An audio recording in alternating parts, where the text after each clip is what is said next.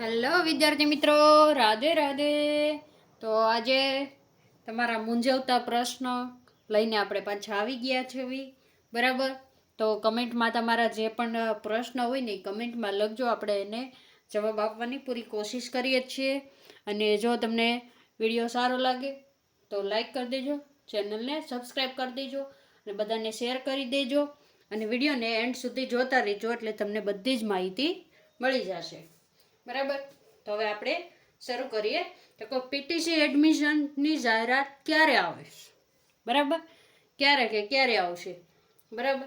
તો કે છે ને, જાહેરાત આ વીકમાં આવી જશે.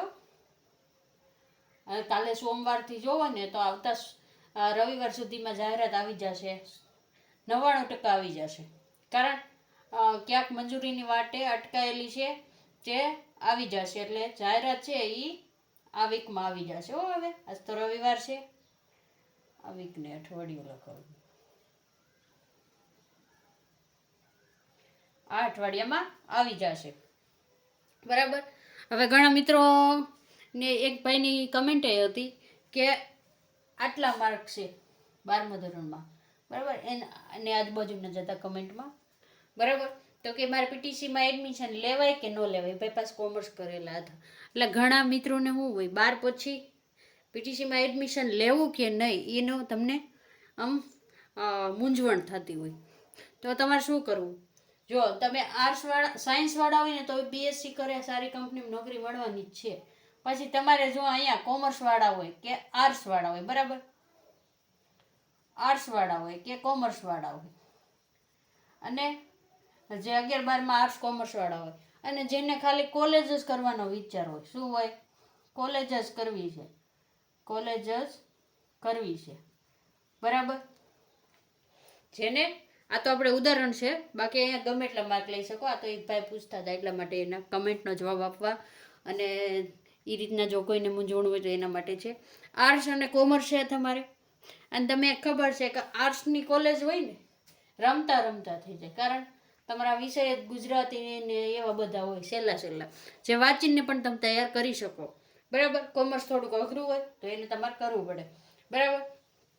જેને આર્ટ્સ અને કોમર્સની કોલેજ જ કરવી છે અને 10મામાં માર્ક પણ સારા છે આર્ટ્સ ને કોમર્સમાં, બરાબર, તો એને શું કરાય?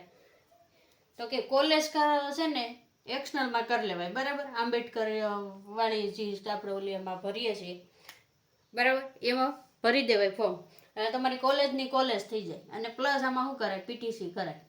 જો તમને શિક્ષક બનવામાં રસ હોય તો, રસ વગર ન કરતા પાછું કંઈ પણ વસ્તુ, તો તમારે શું કરાય?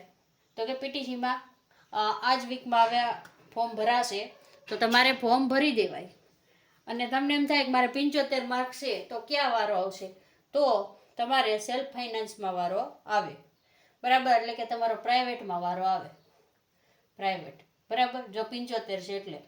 જો તમારે 85 કે 85 નહીં પણ 80 ઉપર હોય ને માર્ક, તો તમારે સરકારીમાં વારો આવશે.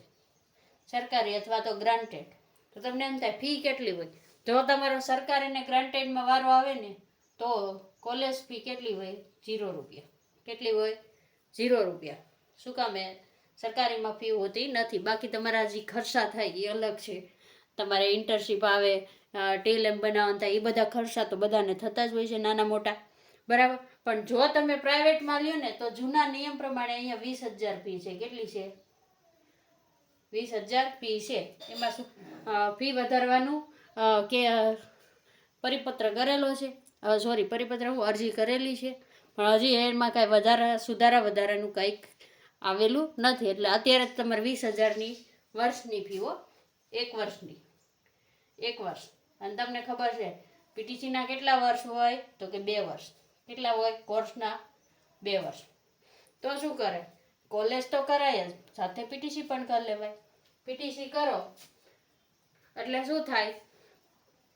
તો કે તમે બીજા વર્ષમાં હોય ને, પીટીસીના બીજા વર્ષમાં, બીજો વર્ષ એટલે તો કે 2027ની તમે ટેટ 1 પણ દઈ શકો.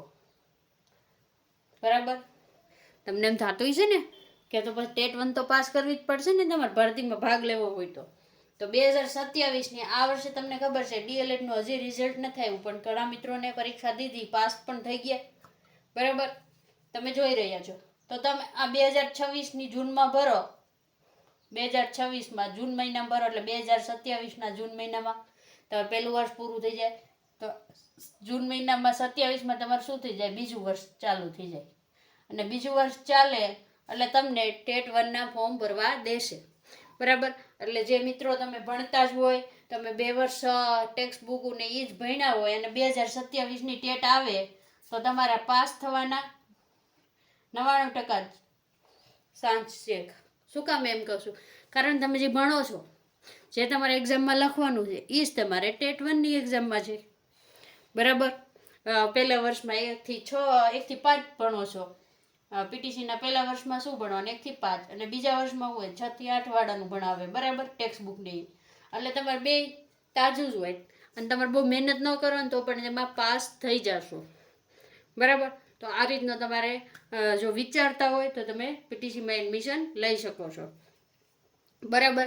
અને ટેટ પાસ કરશો તો જ તમને નોકરી મળશે, બાકી તમે ખાલી એમ કહેશો મારે પીટીસી કરવું છે, મેળ પડશે નહીં.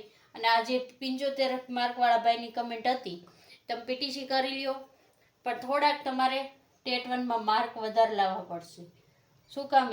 મેરિટ નકર તમારું નીચું રહે, કારણ આ 75 માર્ક હોય 12માં એટલે એના 20% ગણાય, એટલે તમારું મેરિટ નીચું રહેવાનું. પણ હવે આગલી ભરતીમાં લગભગ ટેટ 1ના આધારે થઈ જશે, એટલે તમારે ટેટ 1 ઉપર જાજુ ફોકસ કરવું પડશે પછી, બરાબર. તો જે મિત્રોને તૈયારી કરવાની હોય ને એ આજથી જ એડમિશનની પ્રોસેસ આ વીકમાં લગભગ શરૂ થઈ જશે. તો એડમિશન લઈ લેજો, એમાં તમારે કોલેજ પસંદ કરવાની છે, એમાં તમને જે કોલેજમાં મળે તે, બરાબર. તો આ તમારા પીટીસીના એડમિશનની પૂર્ણ માહિતી હતી. હવે ટેટ 1 અને 2 શિક્ષકો માટે અલગ લેવાશે કે સાથે લેવાશે? તો આમાં છે ને અત્યારે ન્યૂઝ એવા ફરી રહ્યા છે કે તમિલનાડુમાં શિક્ષકોની ટેટ અલગ લેવામાં આવશે. ટેટ એટલે ટેટ 1 ને 2 બે સમજી જાજો, ટેટ અલગ લેવાશે એવા ન્યૂઝ અત્યારે ફરી રહ્યા છે કે વિજય થલાપતિએ એવું કીધું છે કે તમિલનાડુમાં શિક્ષકોની ટેટ અલગ લેવાશે. જો એક રાજ્યમાં શિક્ષકોની ટેટ અલગ લેવાશે ને તો એવું જ આપણા રાજ્યમાં પણ થઈ શકે, આપણે પણ થઈ શકે. શું કામ એમ કહીએ છીએ?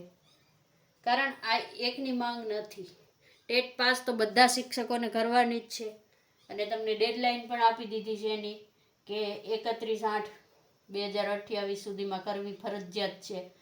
એટલા માટે વર્ષમાં 2 વાર લેવાની છે, 2 વાર લેવી એક્ઝામ, બરાબર. તમને ખબર છે કે વર્ષમાં 2 વાર લેવાનું સુપ્રીમ કોર્ટે કહી દીધું છે, તો વર્ષમાં 2 વાર તો લેવી જ પડશે, બરાબર. તો જો આ હજી છે ને ફાઇનલ નથી, પણ એંધાણ એવા દેખાઈ રહ્યા છે કે શિક્ષકોની અલગ લેવામાં આવશે, અને જે વિદ્યાર્થીઓ છે ને આપણે બધાને જેને જોબ મેળવવાની છે એની પણ ટેટ પણ અલગ લેવામાં આવશે, સાથે લેવામાં આવશે નહીં, એવા ન્યૂઝ મળી રહ્યા છે અત્યારે. પછી જોઈએ આગળ શું થાય છે, બરાબર. આપણે પાક્કું ન કહી શકીએ અત્યારે આપણે ન્યૂઝ આધારિત આ કહીએ છીએ, બરાબર.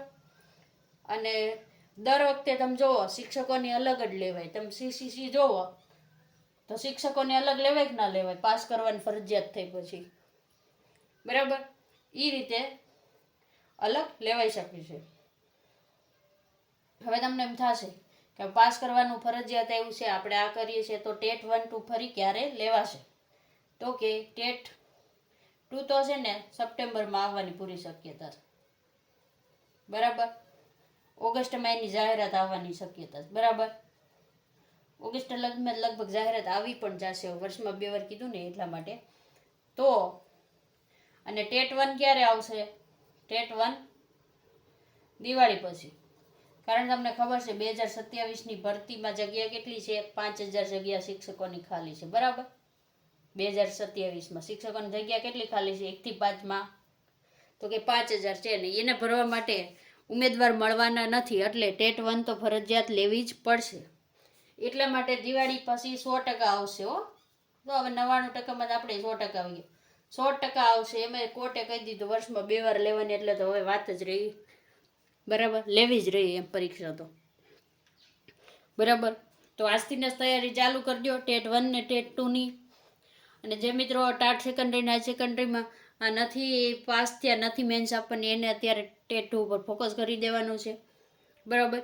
જો તમને અમારો વિડીયો સારો લાગતો હોય તો લાઈક કરી દેજો, ચેનલને સબસ્ક્રાઈબ કરી દેજો. વિડીયોને પૂર્ણ કરીએ છીએ. રાધે રાધે.